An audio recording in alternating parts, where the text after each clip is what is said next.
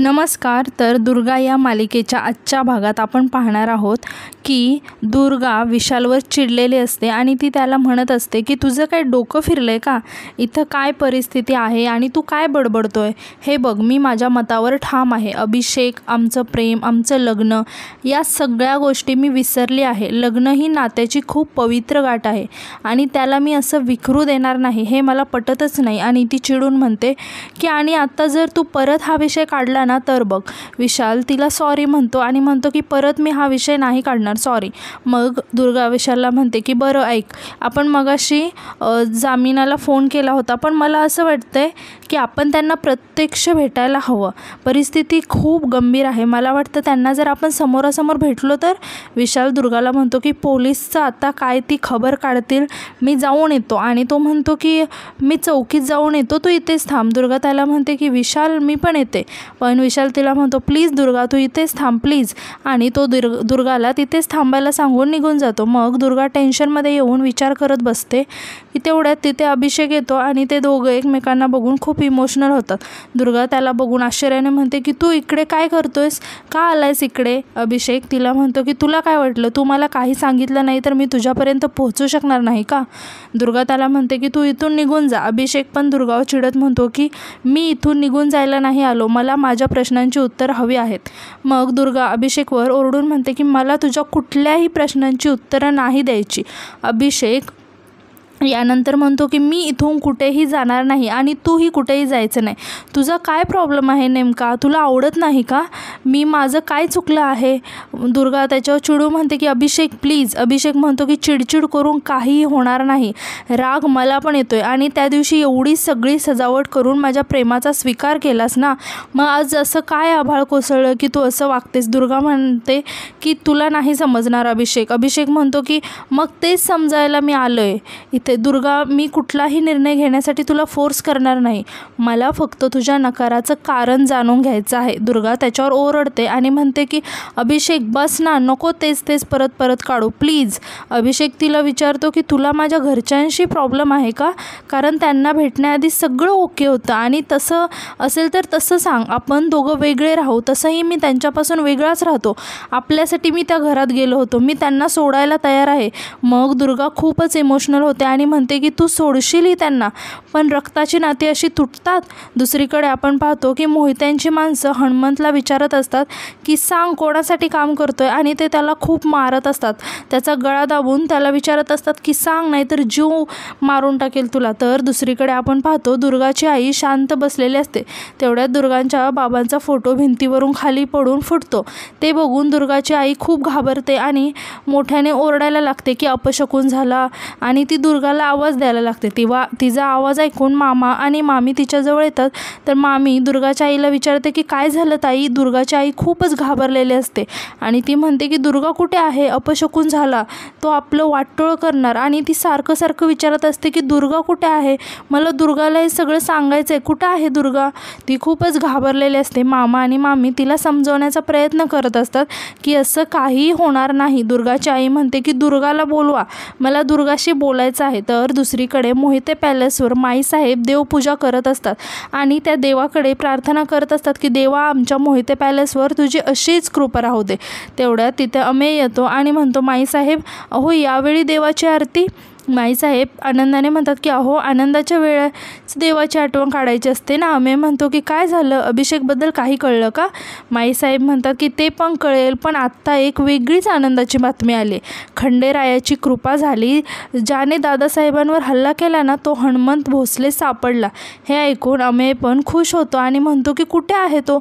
माईसाहेब सांगतात की आपल्या माणसांच्या ताब्यात आहे तो. अमेय म्हणतो की ग्रेट, शेवटी तुम्ही त्याला शोधून काढलंच. पण माईसाहेब आपण आता त्याला लवकरात लवकर आपल्या ताब्यात घ्यायला हवं. त्याला लवकरात लवकर आपल्यासमोर उभं केलं पाहिजे. त्याची चौकशी केली पाहिजे की नक्की कोणाच्या सांगण्यावरून त्यानं हे सगळं केलं, कळलं पाहिजे आपल्याला. माईसाहेब म्हणतात की पण चौकशी तर जिवंत माणसाची करतात अमेय, मड्याची कसली आली चौकशी? हनुमंत भोसले आत्तापर्यंत ढगात पोहोचला पण असेल आणि आपण सांगू तसंच त्यांचा पंचनामा होणार. हे ऐकून अमेय खूप शॉक होतो आणि म्हणतो की माईसाहेब हे तुम्ही काय बोलताय? तुम्ही त्याचा जीव घेणार आहात? माईसाहेब अमेयला म्हणतात, तुम्ही तर तोंड असं केलं जसं काही तुमचं कोण सख्खं मरतंय. त्या माणसाने दादासाहेबांचा जीव घेण्याचा प्रयत्न केला होता. अमेय म्हणतो की माईसाहेब तुमचं सगळं बरोबर आहे, पण म्हणून काय त्याचा जीव घ्यायचा का? आपण त्याला पोलिसात द्यायला हवं, इन्व्हेस्टिगेशनची प्रोसिजर करायला हवी. माईसाहेब म्हणतात की मोहित्यांकडे आम्ही प्रोसिजर आहोत आणि आम्हीच कायदा, त्यामुळे फैसला पण आम्हीच देतो. त्या हनुमंत भोसलेला आज जर जिवंत सोडला असताना तर त्याने उद्या आमच्याच नरडीचा घोट घेतला असता. आणि त्या पुढे आमेला म्हणतात की हे आमचं राजकारण आहे, आम्ही प्रश्न सोडवत नाही, कायमचा मिटवून टाकतो आणि एक डाव आम्ही म्हटलं म्हणजे फुल स्टॉप. हे ऐकून अमेय गप्प असतो आणि माईसाहेब तिथून निघून जातात. दुसरीकडे अभिषेक दुर्गावर चिडलेला असतो आणि तो तिला म्हणत असतो की दुर्गा, मला सांग तुझ्या मनात नक्की काय चाललं आहे. मला माहिती आहे तू काहीतरी लपवते आणि ते कळल्याशिवाय मी इथून जाणार नाही. दुर्गा पण अभिषेकवर चिडते आणि म्हणते की अभिषेक बस आता, तू इथून निघून जा. हे जे मी तुला शेवटचं सांगते, नाहीतर मी आता खरंच पोलिसात तक्रार करेल. अभिषेक तिला म्हणतो की हो कर बिंदास्त, पोलिसांना वगैरे मी घाबरत नाही, कळलं ना. दुर्गा त्याच्यावर हसत म्हणते, आलं ना तुझ्या मूळ रूपात, तू कितीही प्रयत्न कर पण मोहित्यांचे रक्त आणि त्यांच्या सत्तेचा माज काही जाणार नाही. मग तू घराबाहेर राहा, नाहीतरी कुठेतरी राहा. हे ऐकून अभिषेक तिच्यावर चिडतो आणि म्हणतो की हे बघ, तू उगाच विषय नको बदलू, मी असा वागतोय कारण तू वेड्यासारखी वागते. माझ्या फॅमिलीचा काय संबंध इथे? दुर्गा ओरडून म्हणते की त्यांचाच संबंध आहे, तुला कल्पनाही नाही त्यांच्यामुळे किती कुटुंब उद्ध्वस्त झालेत. अभिषेक तिला ओरडतो आणि म्हणतो की बस दुर्गा, तुला जे बोलायचं ते मला बोल, मी सगळं ऐकून घेईन तुझं, पण माझ्या घरच्यांवर केलेले खोटे आरोप मला सहन नाही होणार. दुर्गा म्हणते की वा, मगाशी तू माझ्यासाठी घर सोडायला तयार होता आणि मग आता त्यांच्यासाठी माझ्यावर आवाज चढवतोय. नाही, बरोबरच आहे, शेवटी रक्ताने त्याचा रंग दाखवलाच, मस्त. अभिषेक म्हणतो की दुर्गा, तू का वागते माझ्यासोबत असं? मला हे सगळं नाही सहन होत. तेवढ्यात तिथे विशाल येतो आणि तो अभिषेकला बघून थोडासा शॉक होतो. दुर्गा विशालकडे जाते आणि म्हणते की विशाल, काय झालं का तुझं बोलणं? त्यांच्यासोबत विशाल अभिषेककडे बघत म्हणतो की दुर्गा, तू जरा बाहेर येते का? आणि तो बाहेर जातो. दुर्गा पण त्याच्या पाठी बाहेर जाते. अभिषेक त्या दोघांकडे बघत असतो. बाहेर येऊन विशाल दुर्गाला म्हणतो की हा इथे कसा? दुर्गा म्हणते की ते आता महत्त्वाचं नाही, तू बोल काय झालं. विशाल सांगतो की दुर्गा, माझ्याकडे एक पक्की खबर आहे. आपल्या गावात नागरेकरांचं गोडाऊन आहे ना, तिथे एका माणसाला कोंडून ठेवलं आहे. काही माणसं त्या व्यक्तीला बेदम मारहाण करतात. दुर्गा त्याला म्हणते की पण ते हनुमंत काकाच असतील, हे कशावरून? विशाल म्हणतो की ही फक्त एक शक्यता आहे. आपण अख्खं गुहागर शोधून काढलं पण कुठेच काही मिळालं नाही. आता आडवाट्याने जात होतो तेव्हा त्या माणसांचा ओरडण्याचा आवाज येत होता आणि मला वाटते की ते हनुमंत काकाच असतील, म्हणून तुला लगेच सांगायला आलो. दुर्गा म्हणते की मग तू म्हणतोयस तसं ते जर हनुमंत काका असतील तर त्यांचा जीव धोक्यात आहे, आपण त्यांना मदत केलीच पाहिजे, आपण आता लगेच निघायला हवं. विशाल तिला म्हणतो की अगं काय बोलतेस तू, तुला त्यांनी बघितलं तर? दुर्गा म्हणते की बघितलं तर बघितलं, मला नाही फरक पडत. आता काकांचा जीव धोक्यात आहे आणि त्यांना वाचवणं ही आपली टॉप मोस्ट प्रायोरिटी आहे. आणि ती विशालला म्हणते की हे बघ, तू आता घरी जा, मी तिथे जाते, तू आई आणि मामा मामींची काळजी घे, आपण भेटू नंतर, असं म्हणून तिथून निघून जायला लागते. विशाल दुर्गाला म्हणते की दुर्गा, मी तुला एकटीला कुठेही जाऊ देणार नाही. हे ऐकून दुर्गा इमोशनल होते आणि विशालला म्हणते की तूच खरा मित्र आहेस रे माझा, बरं चल. विशाल म्हणतो की पण त्याआधी आपल्याला या पोलिसांना कळवायला हवं. दुर्गा म्हणते की ते सगळं आपण वाटेत करू रे, तू आत्ता इथून चल. विशाल म्हणतो की आणि अभिषेक? दुर्गा म्हणते की मी बघते त्याच्याकडे, आणि म्हणून आतमध्ये जाते आणि म्हणते की तोपर्यंत तू गाडी काढ. अभिषेक दुर्गाला म्हणतो की काय झालं, तू अशी अचानक बाहेर का गेली आणि कुठे चालले? दुर्गा त्याला चिडून म्हणते की हे बघ, ऑलरेडी मला खूप टेन्शन आहे, मला जाऊ दे. अभिषेक म्हणतो की मी तुला कुठेही जाऊ देणार नाही. दुर्गा त्याच्यावर चिडते आणि म्हणते की अभिषेक, तुला जरा जरी लाज असेल ना तर मला विसर, माझ्या आयुष्यातून निघून जाता कायमचं, असं म्हणून तिथून ती निघून जाते आणि ते विशाल आणि दोघंजण त्या गोडाऊनच्या दिशेने जायला लागतात. दुसरीकडे मोहित्यांची माणसं हनुमंतला मारून त्याचं तोंड उघडण्याचा प्रयत्न करत असतात. ते त्याच्या डोक्याला बंदूक लावतात आणि म्हणतात की आता बघू, आता कसा तोंड उघडत नाही ते बघू, असं ते एकमेकांसोबत बोलत असतात. तेवढ्यात कोणीतरी दरवाजा वाजवतो. मग त्यातला एक माणूस बाहेर जाऊन दरवाजा उघडून बघतो कोण आहे, तर कोणीच नसतं. तो इकडे तिकडे बघायला लागतो. तेवढ्यात कोणीतरी त्याच्यावर हल्ला करतं आणि त्याला मारतं आणि आतमध्ये येऊन पण सगळ्यांवरती हल्ला करतात आणि हनुमंतला तिथून गायब करतात. तेवढ्यात तिथं पोलीस, दुर्गा आणि विशाल पोहोचतात. ते इकडे तिकडे शोधू लागतात पण तिथे कोणीच नसतं. दुर्गा तिथे पडलेल्या एका शर्टकडे हात दाखवते आणि म्हणते की साहेब हे बघा हनुमंत काकाचा शर्ट आहे. साहेब काही झालं तरी प्लीज त्यांना आपण शोधलंच पाहिजे. पोलीस दुर्गाला म्हणतात की याच हनुमंत भोसलेने दादासाहेब मोहित्यांवर हल्ला केला आहे आणि त्यालाच वाचवण्यासाठी तुम्ही एवढी पळापळ करताय.